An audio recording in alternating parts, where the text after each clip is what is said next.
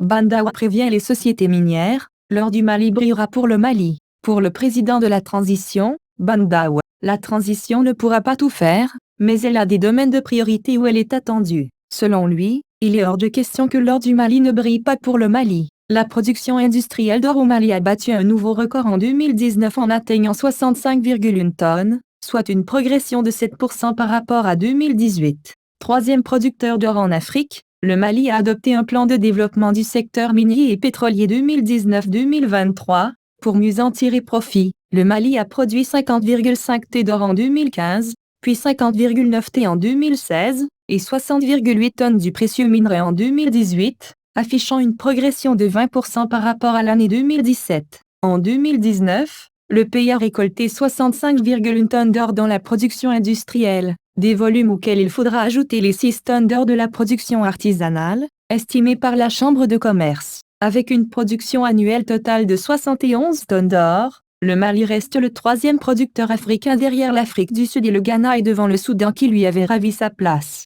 Malgré ces productions, notre pays peine à joindre les deux bouts. Les sociétés minières à travers des accords signés avec les précédentes autorités bénéficient d'environ 80% des revenus contre 20% pour le peuple malien. Pour le président de la transition, Bandawa, pas question que cette injustice continue. Il l'a fait savoir lors de la remise officielle du rapport annuel 2019 du Bureau du vérificateur général, le vendredi 30 octobre 2020, à Koulouba, en présence du vice-président de la transition, colonel Assimi Goïta, et du Premier ministre, Mokhtar Ouane. Au cours de cette cérémonie, le président de la transition a promis que certains domaines de priorité seront au cœur de ses actions. La transition ne pourra pas tout faire, hélas. Elle a des domaines de priorité où elle est attendue. Mais vos recommandations concernant le secteur minier sont d'une pertinence qui m'interpelle. Je puis vous assurer que tout sera fait pour que l'État assume ses responsabilités et reçoive de ce secteur vital ce qui lui est dû. Certes, le contrat qu'il a à notre pays et à ses partenaires ne doit léser personne, à commencer par nos partenaires. Cela est notre honneur. Mais je suis le serviteur de ce pays, son esclave. Ce fardeau divin, je l'accepte avec fierté et humilité. Dès lors, il est hors de question pour moi que l'or du Mali ne brille pas pour le Mali. L'or du Mali brillera aussi pour le Mali. L'or du Mali brillera surtout pour le Mali, a prévenu le président Bandawa. Pour que cela soit possible demain et pour que les générations montantes puissent avoir la pleine jouissance de la richesse nationale, le président a déclaré que c'est maintenant que doit commencer le travail de réflexion stratégique, de correction, de relecture et d'anticipation.